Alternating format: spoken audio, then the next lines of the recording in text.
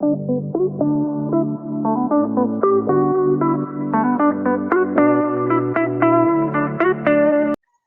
is up, everyone? Welcome to another episode of Backup Fantasy Sports. It is Thursday, August 10th. It is FPL Eve. My name is Ewan, and on today's episode, we will be talking about exactly that Fantasy Premier League. Game week 1 is finally here, so we're going to get into it by looking at some team selected by percentage, taking a look at players we like, players we don't like, and then going through my current draft with less than 24 hours to go. This time tomorrow, Man City will be walking onto the field to take on Burnley. So I'm not going to waste your time. I'm not going to waste my time. We are going to get right into this here, going through the top 10 goalkeepers and forwards and the top 15 defenders and midfielders right now as teams selected by rate. First things first, though, like and subscribe to the channel below.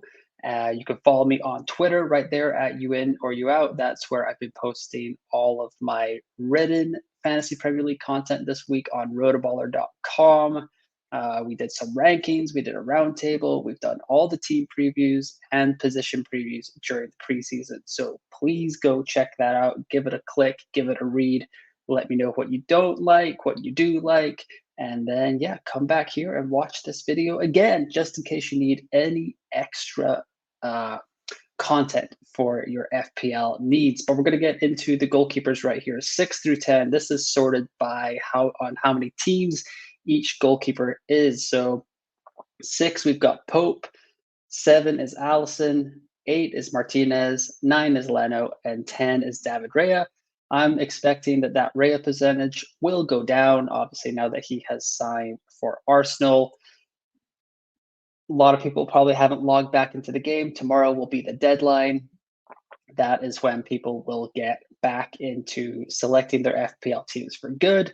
All of the data for the predicted points here is provided by FPL Review, so shouts out to them. I just want to highlight Allison here as he is actually the goalkeeper with the most predicted points over the first 5 game weeks, despite Liverpool's tough fixtures, especially with Chelsea starting off. But it is just good to see that Liverpool's predicted points are still right up there despite that game 1 fixture. So maybe people shouldn't be overlooking Allison and the defense too much if they want to go by the predicted points metric. Moving on to the top 5 goalkeepers here. Jordan Pickford, very popular, 14.1% of teams. Areola is still up there at 29.8% as he was the popular 4 million backup goalkeeper for now. People thought he would start. But Matt Turner has signed with Nottingham Forest. As of today, he's officially a Nottingham Forest player in the game, so you can go switch him over. I just checked before recording. He's 6% owned right now. I expect that to almost flip-flop with Areola before tomorrow night's lock. Onana there, the most popular playing goalkeeper, 5 million, 26% of teams. Predicted to score a little bit more points than Ramsdale and but a little less than Ederson. But for 0.5 savings, I would definitely go Onana over Ederson if you can afford that. Also, rumors that Stefan Ortega may start tomorrow night's game for Man City, so you never know there either. But Jordan Pickford there, highlighting some players that are currently in my draft. I will show the whole draft at the end. Not locked in yet, but it is getting closer by the hour. But yeah, definitely interested in the Pickford and Matt Turner rotation possibilities. Moving over to defenders here, Ben Chilwell, he is in my team. He's been in my team for a long time. 19.4 predicted points over the first 5 game weeks, according to FPL Review. 5.5 million. He's in 12% of teams. I'm not entirely sure why that hasn't shot up, but here we are. And I'll happily take the differential. I think people are scared off by that game week 1 fixture with Liverpool. But if you've watched Liverpool in the preseason, you know that they are like Swiss cheese, a ton of holes in the back. And I expect Chelsea to score 1 or 2 goals on Sunday. But I also expect Liverpool to score a couple of goals as well. Popular 4.0 mid defenders there in Bell and Baldock. Those guys are great bench fodder. One of those guys is already on my bench, so I've got 0.5 in the bank in my current draft. but would happily upgrade that to like a Botman if needed, or if I think that's the right way to go for game week 1 and moving forward. And Virgil van Dijk there is the 15th defender. In less than 10% teams, he's less than Robertson. He's 2 million less than Trent. Could be a way into the Liverpool defense if that's what you want to do for game week 1. Defender 6 through 10 here. So just like Allison was the top scoring goalkeeper predicted by FPL Review, Trent is actually the top scoring defender for predicted points over the first 5 game weeks as well. 21% of teams. He has fallen down in popularity as the preseason has moved along. Liverpool haven't looked that great. Dominic Szoboszlai has taken over some corner duties from Trent, so that kind of dampens his set piece taking ability as well and his appeal in the game overall. Liverpool still have some good fixtures over the first 5 game weeks. Nothing to really worry about, but for 8 million, Trent may not be worth that price until we can see really how things are going in the game. Reece James is there, more popular than Ben Chilwell, which is surprising, but maybe more of a name value guy there for game week 1. Sven Botman's there as well, 20.9%, 4.5 million for the second best defense in the league last year. Seems like a pretty good deal. Next up here, we've got the top 5. Got Purvis Stupinan. He is also in my team, 5 million. He's in over 52% of squads right now, predicted to score 17.1 points over the first 5 game weeks. Brighton's first 3 games are spectacular, and then it could be time to transfer a Stupinan out.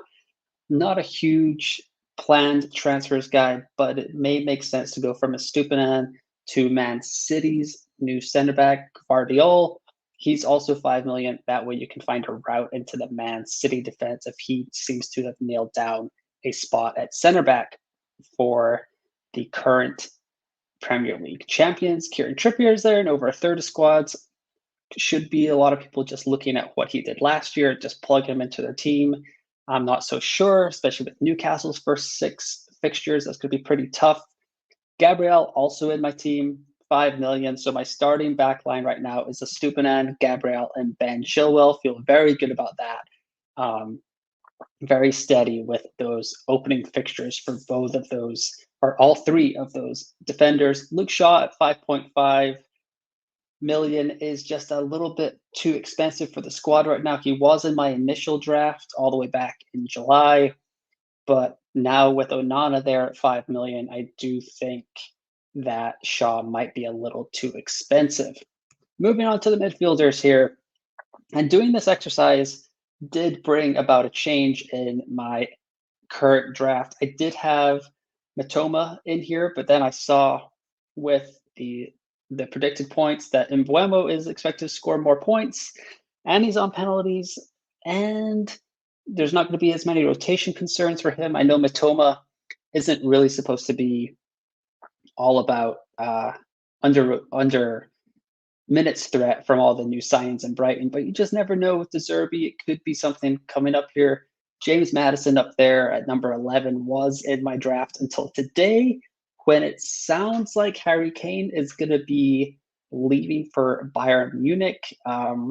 Charleston should be playing up front now, so I decided to switch from Maddison to Charleston, and that's where I have my 0.5 in the bank now. Phil Foden didn't start the Community Shield. Very tough to kind of trust him right now.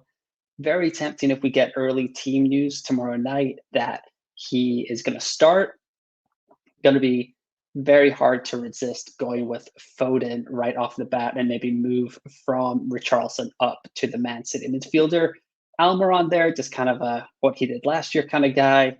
And Elliot Anderson for Newcastle as well, 4.5 million, kind of been popular in the preseason, but as you can see, FPL Review don't expect him to play a lot of minutes or score a lot of points in the first 5 game weeks. So 4.5 bench fodder if you need it. Maybe if you're in a 3-4-3 formation, that's what you're going with there. Midfielder 6 through 10 here, Martin Odegaard. Going to be a minutes monster this year. Very popular in the game as well. 22.6% of teams have him right now. I'm not there, 8.5 million. I'm just going to go with his teammate, Bukayo Saka. He's on penalties. He seems to be more of a goal threat. I know there's tons of stats out there talking about how he really wasn't that much of a goal threat in the second half of last season. But with penalties, and every time I watch Saka play, he looks far more attacking than Odegaard. Odegaard's teammate Martinelli is also on this list. The minutes are a big concern with Martinelli coming up now. No Gabriel Jesus. Is Eddie Nketiah going to play? Maybe dampen Martinelli's attacking outputs? We'll have to wait and see. And with game week 1, I'm taking a couple of risks in my game week 1 team, so I'm trying to manage that in other parts of the squad. KDB is on there at 25.1. Not sure how many minutes he's going to get. Man City do have the Super Cup between game week 1 and game week 2, so it could be something that a lot of players are going to get rotated in and out of that Man City squad. Alexis McAllister here, 13.1% of squads. He had a great year last year. Don't expect him to be as good of an FPL asset for Liverpool this coming season. And Eze there for Crystal Palace in the same mold as Brian Mbeumo. But as you can see, only predicted to score 19 points over the first 5 game weeks compared to the previous slide where we saw Mbeumo 22.5. They're both supposed to be on penalties, but I just feel like Brentford are a more known quantity. Even without Ivan Toney, I still expect Mbeumo to be one of the main attackers for the Brentford Bees. Midfielders 1 through 5 here. Mo Salah. The main reason I don't have Martin Odegaard or Gabriel Martinelli or Bruno Fernandes in my squad is because I do have Mohamed Salah, expected to score 29 points over the first 5 game weeks. He's got that game week 2 against Bournemouth. He's going to be my captain. I'm going in with this. I'm a Liverpool fan. I'm going to be biased, but I'm going with Salah. I feel like it's worth the risk. If it doesn't work out, there's still going to be 36 game weeks to catch up to the rest of the field. This feels like a risk worth taking. Salah was fantastic in the second half of last year. He's been on fire in the preseason, 2 goals and 7 assists. This Liverpool team seems like they're going to just outscore their opponent, not really get any clean sheets. So Mo Salah is my big swing for the first game week or the first couple of game weeks of the season. And if Liverpool come out firing, massive edge on the field. So good to go. And like I said, if it falls flat in its face, there's 36 game weeks to go. Salah is my cash cow. I move him to wherever I want in game week 3, bank a transfer, and then use a mini wild card to fix the flaws in my team through the first 3 game weeks. Marcus Rashford, he's also in my squad. Bukayo Saka, I already talked about him. He's in my squad. So some of the highest scoring midfielders I want in my team. I understand Matoma's there, 39% of teams. That's going to be very nerve-wracking to watch that Brighton game, but I will be watching it because I have Purvis Stupinan and I have another Brighton player in my current draft. Bruno Fernandes, very tempting. Have thought about him a lot, possibly even like going down from like, well, just not going to work with Mo Salah. Fernandes is kind of the sacrifice if I want to get to Salah, but I'm happy with that. They're both on penalties. I think Liverpool are going to be more attacking than Man United, especially right off the bat. So yeah, Salah over Fernandes for me for sure, despite the price difference, £4 million more for Mo Salah, but he is one of the best players in the world. He's on my favorite team, and I'm trying to not be as template or Peloton-y as I was last season. I know it's probably the smart thing to do, just stay with the pack, but I think I can get ahead. And if people are scrambling to get Salah in game week 2, who knows?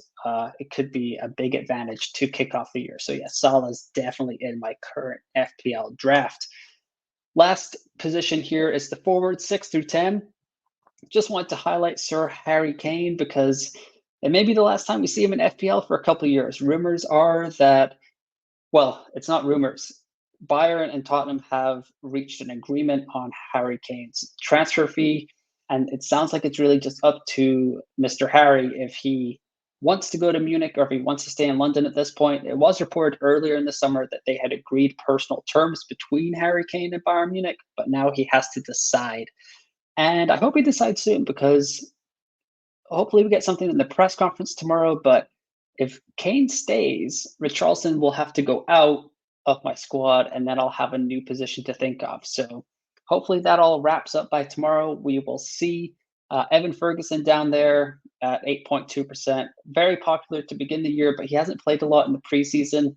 So that's interesting, as Brighton have a lot of attacking options. Mbwama, 4.5 bench fodder kind of thing, was getting some preseason minutes, but I don't expect him to really get a ton unless there's some changes going on at the club. Callum Wilson's there, another minutes risk with Alexander Isak, and Nicholas Jackson for Chelsea. No Nkunku anymore, or at least until sounds like December. So Jackson could be worth a swing, but it's more of a wait and see for me.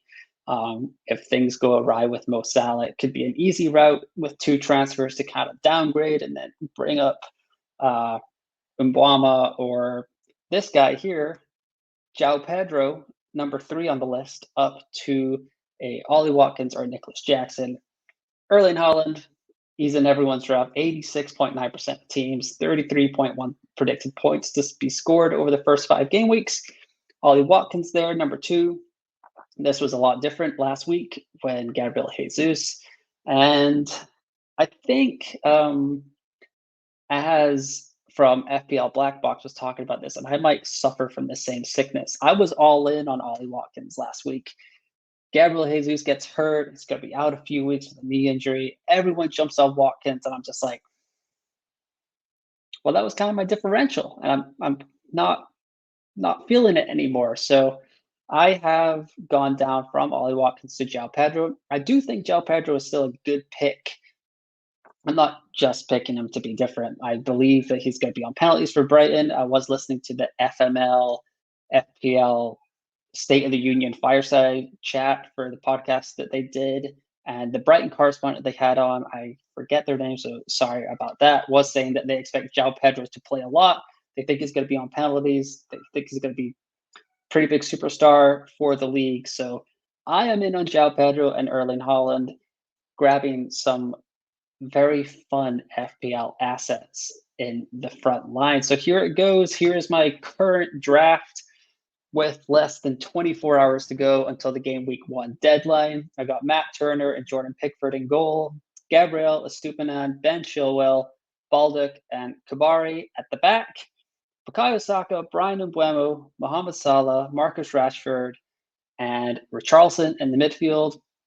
And then João Pedro, Erling Haaland, and Mbeumo up top. As you can see on the right-hand side there, I ran this team through some of the websites here. FPL Review expects me to score 59, around 59, 58 to 61 points between FPL Review, Fantasy Football Scout, and Fantasy Football Hub. So might have to plug in a template team later today, tomorrow morning, just see where they would go with those template squads. But yeah, game weeks 1 through 5, anywhere from 275 to 295 points, depending on penalties. I'm not entirely sure. Those AI ratings are spectacularly smart, and I'm not sure how they work, but I just wanted to run through it.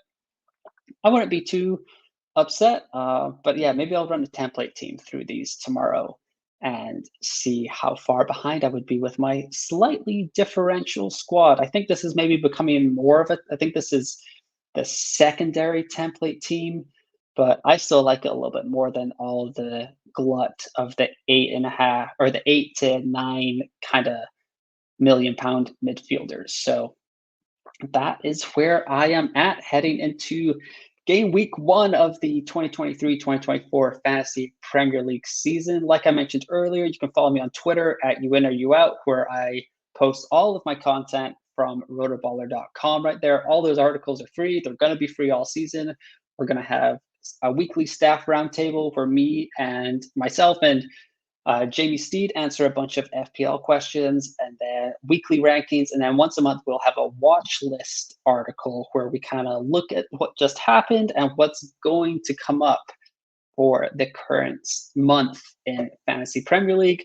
You can like and subscribe to this channel as well. Videos going up every week, at least one a week. So that will be very exciting as the season moves along. First season making FPL video content. So looking forward to that as my cat wants to make a cameo here. But yeah, I will be all about the Fantasy Premier League this season on the Backup Fantasy Sports YouTube channel. So once again, thanks for listening, and I will talk to you next time.